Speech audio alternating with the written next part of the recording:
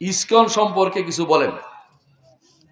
ISKCON হচ্ছে শয়তানদের, মানে এই হিন্দুদের একটা সংগঠন, বুঝলেন কিনা?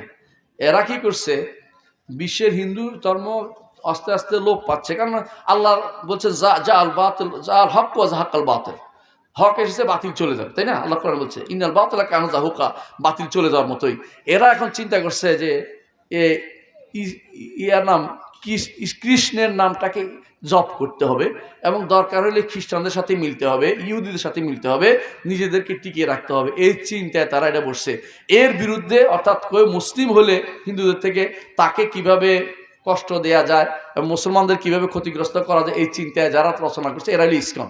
এদের কাজে হলো মুসলিমদের ক্ষতিগ্রস্ত চিন্তা ভাবনা করা।